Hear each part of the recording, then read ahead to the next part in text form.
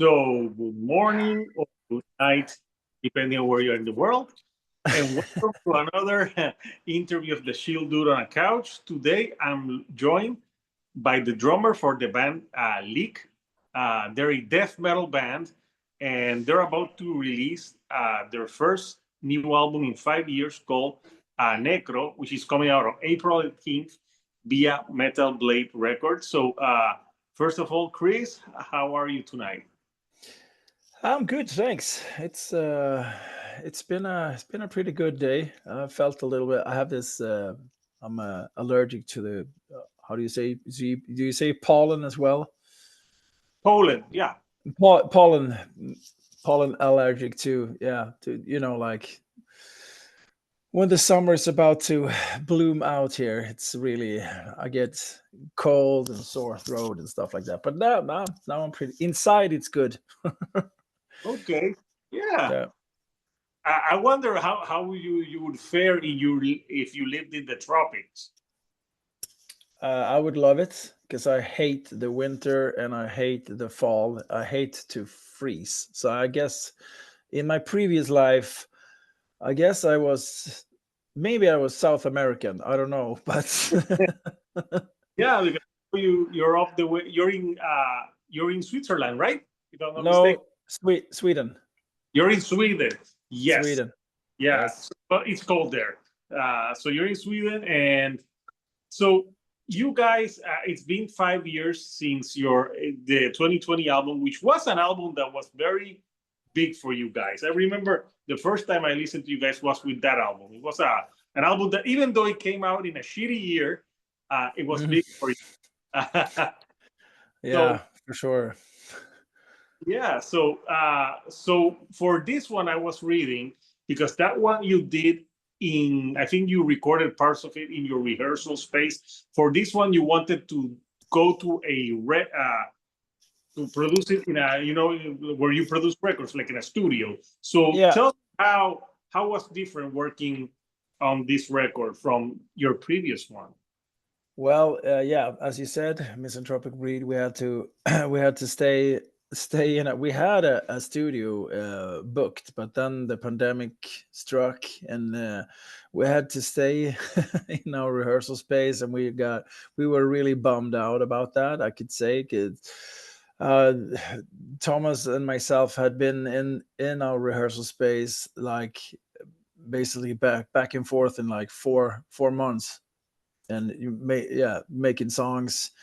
We were just eager to get out of our rehearsal space to just get into a studio and record. And then, like I said, the pandemic struck, and we were like, yeah, you can't go to the studio. We have to stay here. Okay. Oh, that's fucked. So that first of all, we were like cranky kids. We didn't have a good start when we started to track that album, because it was we get sour like kids. We're like, yeah, I don't want to be here. Yeah, back and forth. Then Lawrence came in and said, hey guys, you gotta shut the fuck up and just record this album. Come on, you worked so hard for it. Oh, okay. But then it went well. Um, it turned out to be a great album, because we were a bit worried that about the sound or whatever when you track in a rehearsal space. It's not the same as going into a studio. But yeah, I mean, Lawrence being Lawrence, a magician, it turned out great. And so for this time, we were fortunate enough, not the world being on hold, so we could go into a proper studio. We went into Necromorbus studio, which are like 2 hours away from Stockholm, where we live. And so out in the forest, basically, in an old church, an old chapel. So the room was like, it was huge, and it was perfect. It was so much fun recording and being back in the studio again, basically. So we had a good time. Everything went smooth.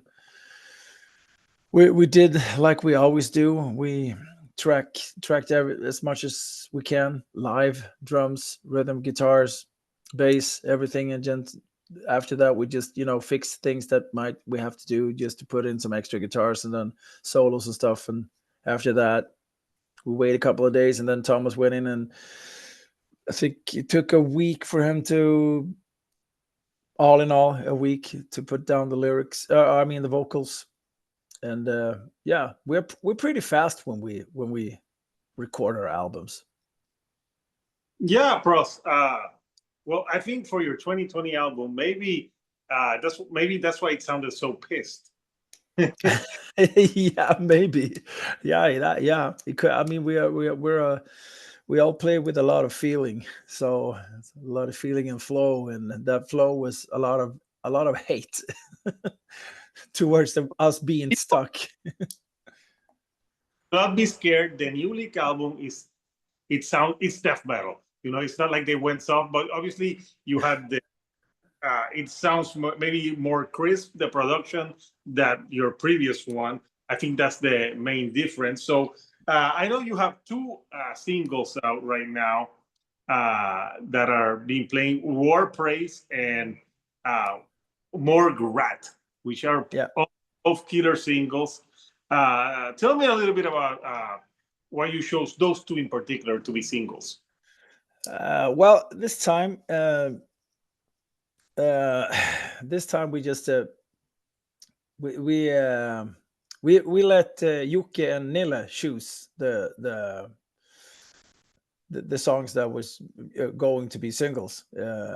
Otherwise, all four of us are back and forth. Oh, we're gonna release that and blah blah blah. And Thomas and I was like, both of us separated from each other, just said, uh, I don't care at the moment. I can't choose or whatever. So let Yuki and Neely choose. And yeah, but good choices. I mean, I don't know if I would have chosen exactly the ones they did, but I think now in retrospect, it was smart choices. I mean, the first one, War Praise, it's a typical Leak song. Yeah. And it's a fast one, like we always do. There's always a kind of a War Praise song on all our albums. So that was, maybe you could say that was a safe choice, but I think it was a wise choice, because then people wouldn't get like, I don't know, maybe it was a chicken way to do it, but we didn't want to surprise the fans too much. And yeah, but they seem to enjoy it. And now then, Morgrat as the second single, like I said, in retrospect, it was a good choice. I mean, the last single will be the one that comes out on the 18th, when we release the full album. But there's gonna be one more that's going to be a single with a video. So, but I think it's good choices. I, People seem to like it. I wonder if it's going to be Day or Deceased. Well, you will see. I thought the song was pretty interesting one. Uh, Which one? and menacing. So so you have obviously you release another one before the 18th is when this comes out. So how different were, like, how long was the recording process for this record? Well, the recording process for the instruments, we were there. This time we had the luxury of being there for 4 days. And like I said, the vocals, I think, took maybe a week, because Thomas had to go in between working days, and then went up to Lauren's own studio, an hour outside of Stockholm. So all in all, maybe we took like almost 2 weeks. And then of course, Lawrence is doing his horse work with all the mixing and mastering. And I mean, yeah, it takes a while, but I mean, he's not a magician for nothing, right? He really knows what he's doing, and he knows how we should sound even better than what we know ourselves. Yeah, a good producer, anyone can have that. So Chris, do you prefer the recording process, or you prefer to go out there and play these songs live? Go out there and play these songs live. Most I love being on stage with these guys. It's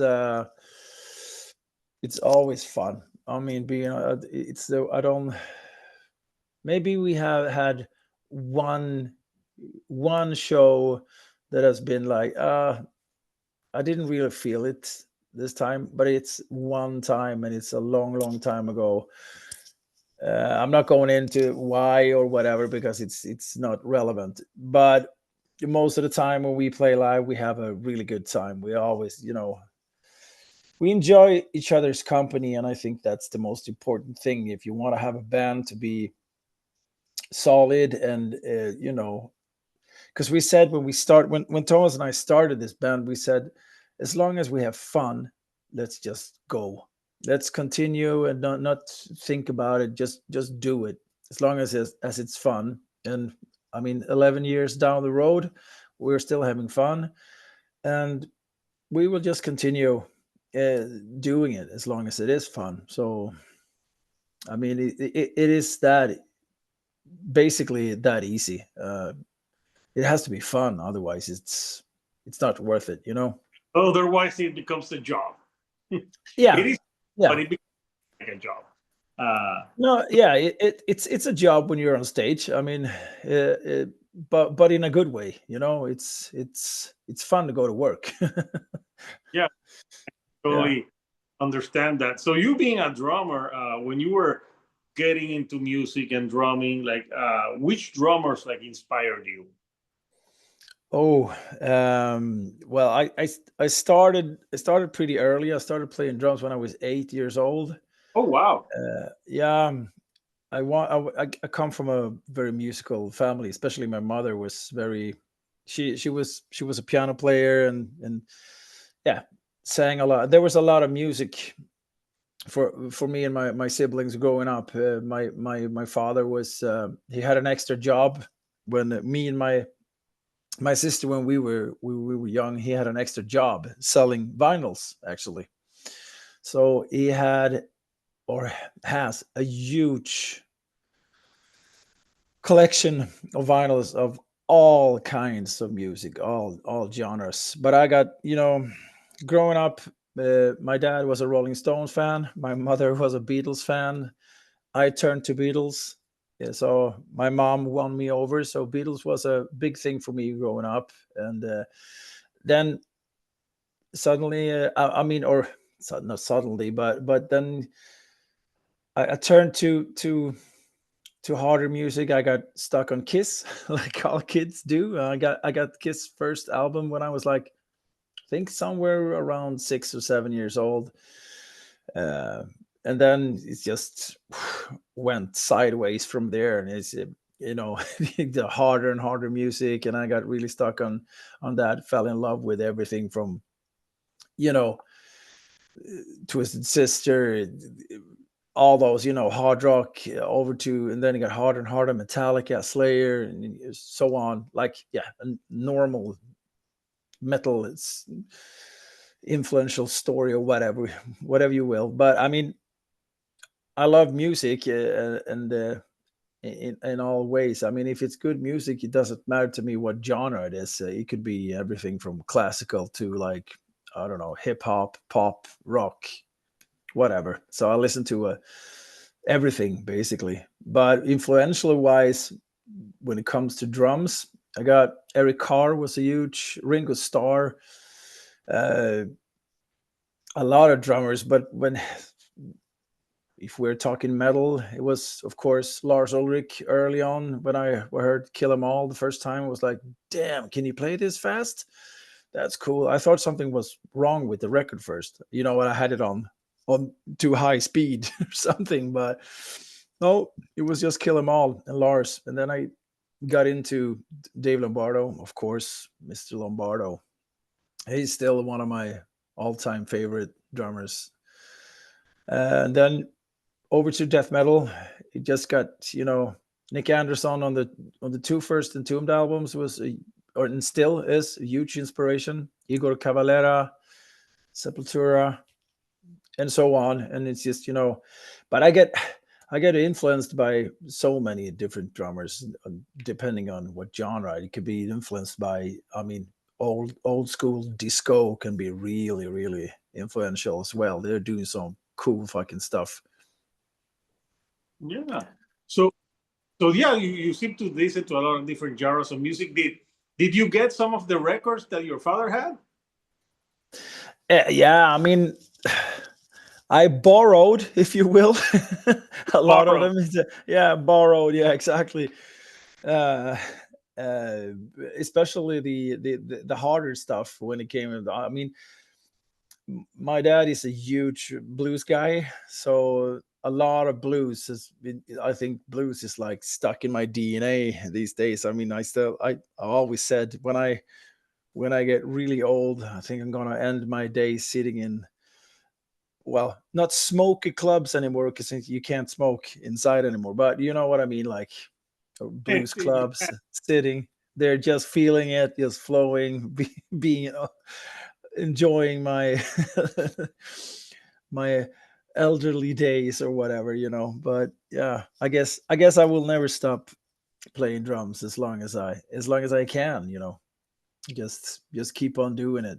But blues is it's a yeah, I love blues, man. It's a good genre. Yeah, it's good. Yeah, sometimes I think people think that people in metal bands only listen to metal. I'm like, no. I'm No. sure they get sick of tired of playing that, and they're like, what? Sometimes when I'm out of listening. So yeah, so it's good that you borrowed the record. That's Yeah. I borrowed some records from my grandfather too. He had some. He was very into like classical, like flamenco style Spanish guitar. Yeah. So I Yeah. heard those records, some classical music, and things like that. And when I was young, he used to buy me the CDs. Mm. So yeah, it's a good stuff. So I want to show the artwork of the upcoming record because the artwork is I really when I saw the artwork, I'm like, yeah, that's one of the best artworks for this year so far that I've seen from. So yeah, let's talk about the artwork once it shows. Here we have the artwork. Yeah. It's really awesome. Tell me a little bit about what you guys were going for with. Yeah. The thing is that we've been using uh, Riddick art for basically, yeah, at least for Carnage and Misanthropic Breed, and also he has done a lot of our merch stuff and stuff like that over the years. And this time, and that's all black and white, and it's all fine. It's all cool. He's an awesome artist. He's great. But this time we wanted to go with color, and what he presented us with was not really what we were after. So this guy Jens then he contacted Yuke, our bass player, and he was like, "Oh, what are you guys planning to do? Do you want to do some merch or anything? Because I'm here." And we were like looking at his stuff. He's a tattoo artist as well.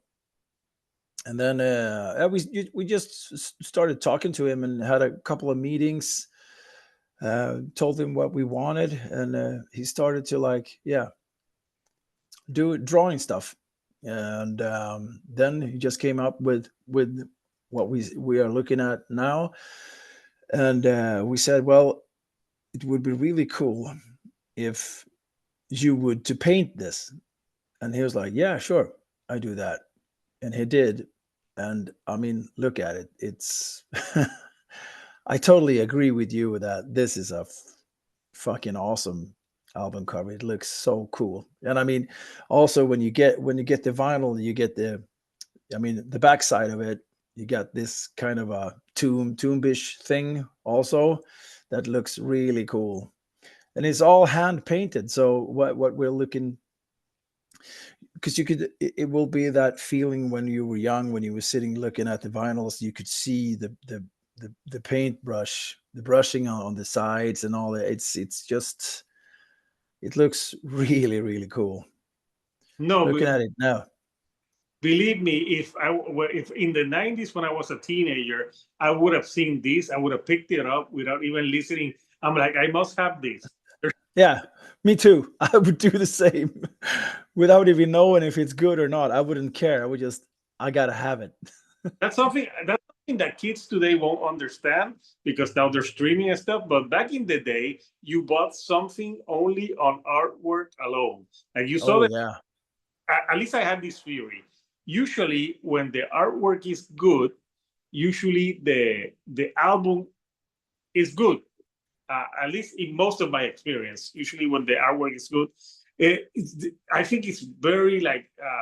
Well, I have an instance of the artwork is good, but the album it's just okay. Maybe Iron Maiden, Fear of the Dark, Mm, cool artwork, so record. yeah, I agree. Yeah, Then you but have then you have Peace of Mind. Really cool album cover. Great fucking album. yeah, but and Just then you album covers that really doesn't say much, like the Black Album by Metallica. Like mhm. it's black and, but it's great. So you can go both ways. But I think like cool. I think there was some years, like 10 years ago, that artwork. Some bands weren't putting that much effort into artwork, and No. by coming back again, like a lot of bands, especially heavy metal, are like really putting effort into having like some great artwork, and best when it's someone that it was, like you said, hand painted. Hmm. But I mean, also you can't forget that a lot of bands today are using AI, unfortunately, because I mean, to me, an album should be like it's not only the music. I mean, it's really important with the cover as well. I mean, you can't. I don't know. For me, that has always there's always been a big part of because it's like we did on Misanthropic Breed. That was it was basically white with the logo. We did the logo red, and Yeah. then it was white and then black and red with a reddish. And also I had one of my drum kits. I painted it, or a friend of mine did. I shouldn't say I didn't do shit, but I had a drum kit that I always use when we play live. Just because I don't want to, yeah, whatever. But then I had it was black from the start, and he took it was plastic wrapped, and I asked him, "Can we take off the plastic wrap and paint it white?" Yeah, sure we can. So we did. So we played with white instruments for a long time, just for Misanthropic Breed, and that's just a little thing that to just put extra in because that was our, if you will call it the white period, whatever. But it was so against because You're white. everybody's like, yeah, well, yeah, exactly. Our white album, because everybody's like death metal. It's dark. It's yeah, sure it is. But and then because I mean we have gotten a lot of shit through the years because we are smiling on stage, and why are you smiling? You play death metal. Yeah, but we enjoy music and we have fun being on stage. We love the energy we get from the audience and from fans. So why not smile when you have fun? It's only music. Well, think that John Bon Jovi can smile because you Yeah, remember Bon Jovi picture, he's smiling. yeah, It helps that he had some great teeth. I don't know yeah. what always looked flawless. Uh, Yeah, the he funny was a part, pretty he was a pretty boy. We are not pretty boys, but so we're not smiling on our beauty in the eye of the beholder. You don't know. Like you may be like plus, like at least you guys are all in the picture. Like when there's pictures of Bon Jovi, the band was all in the background. At least everyone is close. So Yeah. yeah, funny. Yeah, I remember that album being white. I just thought it looked cool because I thought the white with the red, it looked like Mhm. it splattered with blood. Yeah. That's metal. Uh, Yeah. yeah, I, but no, I I got I got the same feeling about, but the cool thing about it is that it's only the logo that is red, and of course Misanthropic Breed isn't red. But I totally agree with you. It looks like it's blood splattered, but it's not. So I mean, only in that sense, it's kind of genius done, Yeah. because you're fooling your eyes in a way. You get fooled by it. It's like, well, it's not blood splattered, but it looks, yeah. I think it's cool. I like it. I really like that cover as well. But Necro, oh man, yeah. It's a death metal album for sure. You can't be mistaken about that. No, no, I've listened to it. It's a blue full blown death metal album. It rips from start to finish. It's fast paced. It's aggressive. But again, you can hear like the production on this one. Uh, you had that studio time that you didn't have Yeah. for your last album. But there's some people that prefer like raw sounding. I like it. I like a mixture. Like I want it to sound Mhm. good, not to sound like overproduced or too pristine, or something like that. But I think, yeah, it sounds like a death metal record, and it's so work. Like, how many do you have? Like, how many like variants of vinyl do you have for this one? Oh man. I know we always I I know that we always going with the one that I call the coffin purple, Coffin because Pearl. yeah, coffins always have like this purplish, or yeah, inside the coffins in the old school way anyway. So we always have that color, and then there's always blood splatter. There is some black whatever, and then you have the proper stone cake black one, the 180 gram, and then I think there's a ton of others. I think I saw one that was really cool. I haven't seen that one before. It was kind of brownish, looked like somebody had shit on the record, but it looked cool. Looked like a diarrhea type of thing, but it looked cool. I liked it. Get the human feces variant. What was that? The human feces variant. Yeah, exactly. Yeah, you could call it the HF variant. Yeah, But no, but about, there's a ton of them. I don't know how many. yeah, sometimes there's too many, but yeah, people have variety. And you said about like the coughing, like purple coughing, and I was thinking, I don't know, Chris. Part of my hobbies are not getting into coffins. No, but yeah. I don't know, Maybe like, maybe I'm twisted in that way. There's some things that you always notice, and then oh well. it sticks with you, and you Well, some here in Puerto Rico, like years ago, there was a show that they played pranks on people, and they did one in a funeral with. It's supposed to be a dead guy that's supposed to be Mhm. dead in the. But when people were killed, guy, he was like, oh, and walks up, and you get people like running, like, and then they tell them, no, it's a prank, and some people were like laughing, some people were like, dude, I'm pissed, like I almost had a Yeah, heart attack. yeah, but I mean, yeah. I don't know how that would turn out in Sweden, but I would love to do that prank. That would be Okay, great. this could be an idea. Like Yeah, you can walk out. You have everyone comes out of a coffin before you play. yeah. But I mean that has been done already, so I don't think that's gonna be. And like I said, But it's we're a prank on one of someone in the band and just like close the coffin. You'll be like, no, no, yeah, no, that would be yeah. a the band would break up. No, no, that would be a poor Yeah, one member short. That's not good. that that's the. But yeah, you got the different variants, and it's out on Metal Blade Records on the 18th. So, do you guys have like once it's out? Do you have like a record release show or something? Yeah, we're having a on the 18th. It's a Friday. It's next week already. It's Thankfully, holy yeah, here. next week. So Here in Puerto Rico, so Holy Friday.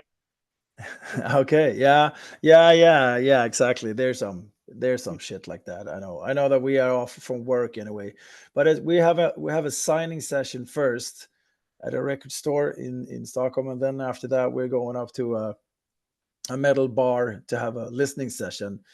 Then after that in May, we're going over to the States for the first time with Leak, play at Maryland Death Fest. Then we go Cool.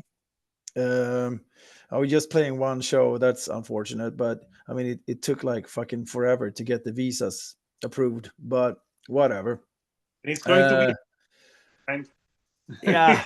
But Yeah. I mean, but it's cool. People seem very, very hyped. It seems like the you guys over there seems to like us. So I don't think it will be the last time we're going over to the States. But after that, when we come home, we are having a release show on the 28th, I think, in May,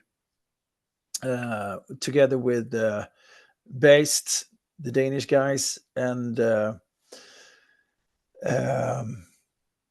now again, Grand Cadaver, also Swedish guys. Yeah, and that Maryland Death, I haven't been to that show, but I have some friends that have gone to a show. It's pretty big, so it's a show that everyone likes. I think I heard that this year will be the last one. So okay.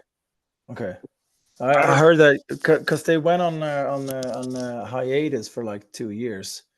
Because I think so. yeah, but I mean, looking at I know how much it costs just to bring the four of us over there, and it's not cheap.